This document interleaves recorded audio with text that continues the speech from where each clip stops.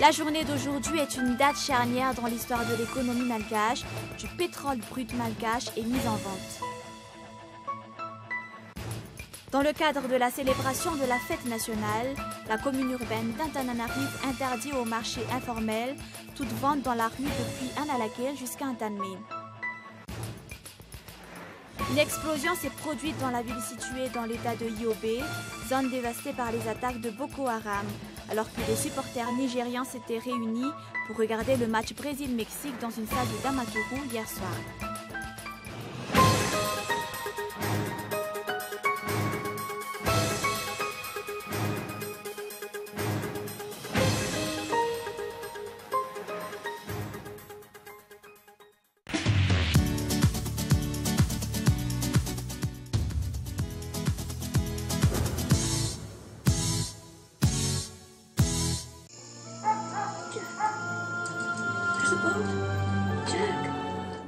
Avec Philips, entrez dans un monde de rire, de frissons, d'émotions, de sensations. Vivez le grand spectacle de la Coupe du Monde avec la série 9000 de Philips, la Smart TV à écran 65 pouces Smart, LED Ultra HD. SIDEF, une garantie de qualité.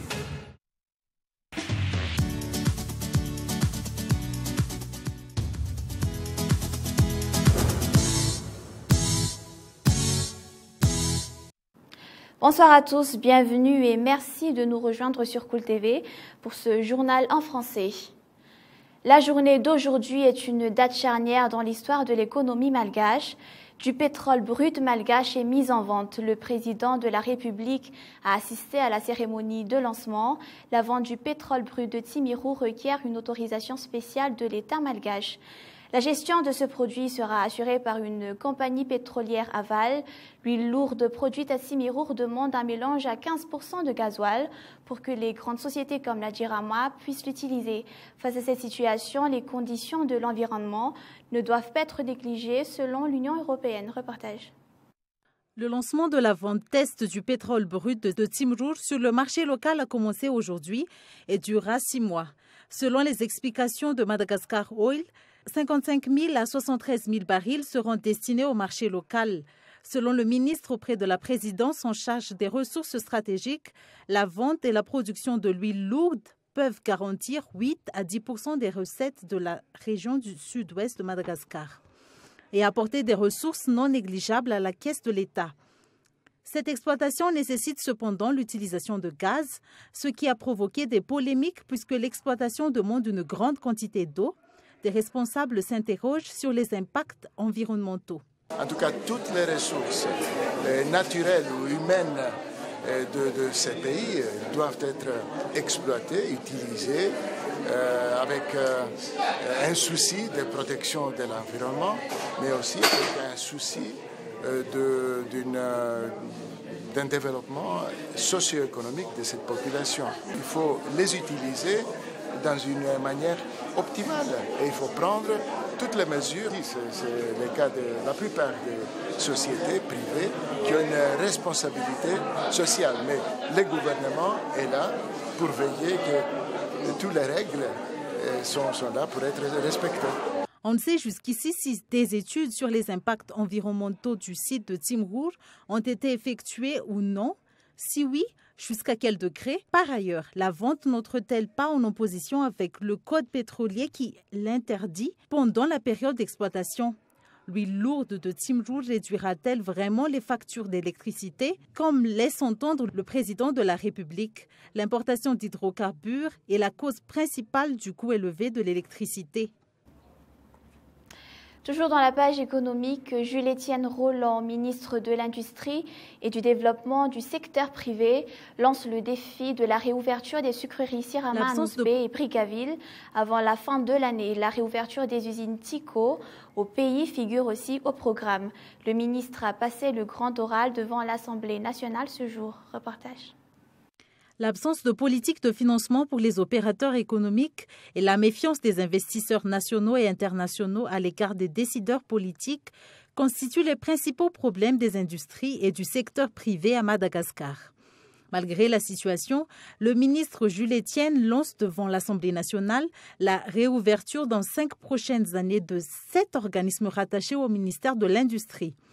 Une fois fonctionnels, les Secren, Sedima, Siramanous B, Sirama Brickaville, Sumatex et IMI créeront 500 000 emplois et redynamiseront le secteur industriel de Madagascar. Leur réouverture passe par une amélioration de l'administration.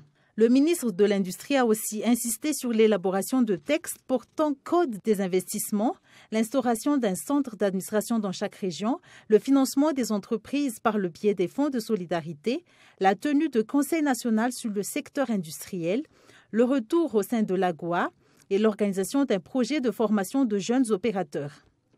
Le député élu du district d'Antirabé a revendiqué la réouverture de l'usine Tico car la fermeture de cette société a généré des milliers de pertes d'emplois. Les dossiers de la société Tico sont déjà entre les mains du ministère. Sa réouverture serait du domaine du possible selon le ministre de l'Industrie. La négociation est la meilleure solution et la protection des industries malgaches reste une priorité. Le ministre Etienne Roland-Jules a déclaré que son objectif est de redonner des emplois aux milliers de chômeurs après la fermeture des usines Tico. Il n'est pas question de protectionnisme, mais de souci de privilégier les industries malgaches, a-t-il ajouté. Un travail de lobbying auprès des opérateurs voulant investir à Madagascar est un meilleur moyen pour réaliser le but du président de la République et du ministère de l'Industrie en vue de placer l'industrie malgache dans les palmarès de l'océan Indien. Et un tout autre sujet, la délégation de l'Union européenne a lancé officiellement aujourd'hui 7 projets qu'ils financeront à Madagascar. Il existe au niveau du ministère de la Population et de la Protection sociale un service gérant les activités de l'Union européenne. Reportage de Nian Tranjenarsou. Une ligne budgétaire de 9,5 milliards d'ariars sera destinée aux acteurs non étatiques. Le financement privilégiera la protection sociale, les services sociaux de base et la gouvernance des ressources en milieu rural et visant à renforcer du rôle clé des organisations de la société civile locale. L'Union européenne finance depuis de longues années des pans du secteur économique. Les résultats obtenus permettent de compter sur le succès du projet, affirme l'ambassadeur de l'Union européenne.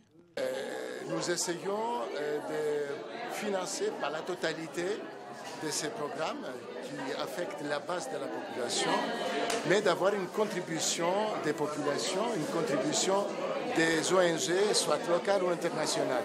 Ça, c'est une garantie de la durabilité de ces projets, parce que ça montre qu'il y a un besoin, il y a une appropriation, il y a une participation. D'après les statistiques de l'Instat, l'Union européenne a injecté 240 milliards d'ariars pour des projets au bénéfice de Madagascar en 2008. Elle a été le principal bailleur de fonds de la Grande Île pendant la transition. La période transitoire a été une période de mise en place de ces projets. Actuellement, le moment est venu de lancer ces projets, mais avant tout d'apporter plus de visibilité sur l'Union européenne. D'après Ranjemandim Soufid Malal de la société civile, Madagascar ne décollera que par une étroite collaboration entre la société civile et l'État. Le ministère de la Population, de la Protection sociale et du Développement de la femme mettra en place une structure pour être partie prenante dans les activités financées par l'Union européenne. Plusieurs financements sont alloués pour aider la délégation de l'Union européenne à Madagascar. D'abord, le financement des acteurs non étatiques dans les 7 projets annoncés officiellement ce jour. En bénéficieront les ONG Saha, Biantz, Louvain Coopération, l'association Manurtsu, la plateforme Alliance Voirgas et le réseau des syndicats des organisations agricoles. Puis sur le 10e Fonds européen de développement, le programme d'appui à la société civile DINC. Les tickets de tous les commerçants dans la ville d'Antananarive seront administrés électroniquement, les marchands informels déplacés. Ces dispositions prendront effet à partir de demain dans le cadre des préparations de la commune urbaine d'Antananarive pour la fête nationale du 26 juin. Nanjian Rajansan. Après les projets d'assainissement et la réhabilitation de rues, la municipalité d'Antananarive s'attaque au problème des marchands informels qui squattent les trottoirs et gênent la circulation. Si auparavant, la commune était plutôt conciliante à chaque fête, cette fois-ci, elle sera très stricte sur le respect de ces dispositions. Il sera alors interdit d'étaler les marchandises depuis Analakil jusqu'à Tanmen. Les concernés affirment ignorer cette règle de dernière minute. Les marchands ambulants seront déplacés et les tickets électroniques feront leur entrée pour faciliter le contrôle des recettes rentrant dans les caisses de la municipalité.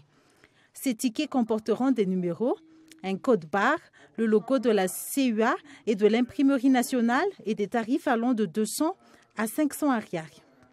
Il est à noter que les tickets seront contrôlés par un logiciel. Les terminus des bus d'Analakel et ses environs seront aussi déplacés à partir de demain. Les bus seront interdits de centre-ville et ne continueront pas au-delà d'Ambouzatouf ou d'Atanmin. Les concernés ne sont pas également au courant de ce changement.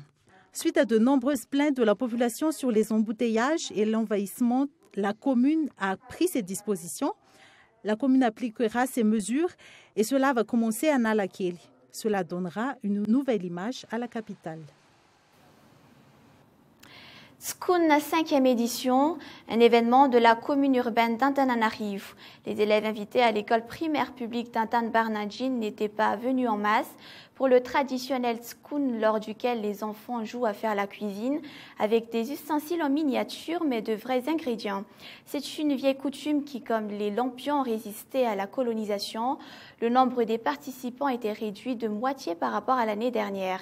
Les enfants malgaches préfèrent se ruer vers les jeux d'origine étrangère et les divertissements traditionnels tombent peu à peu dans l'oubli.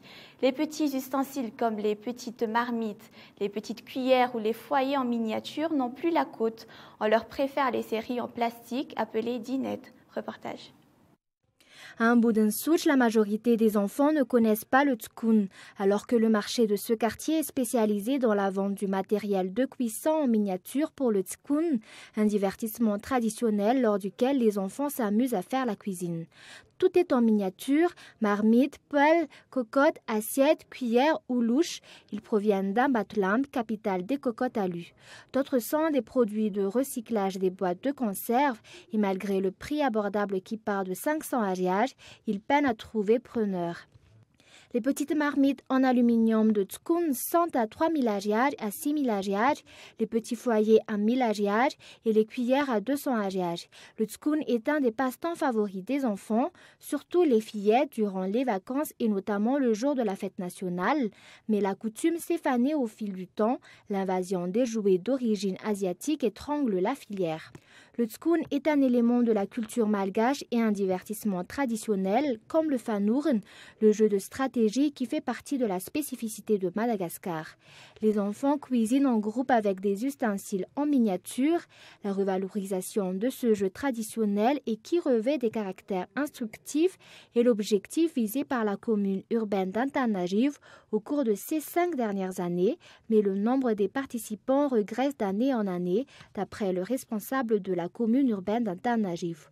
Même les parents ont perdu les notions de base de ce divertissement traditionnel car ils ont envoyé leurs enfants avec des marmites, des foyers et des louches à la taille ordinaire.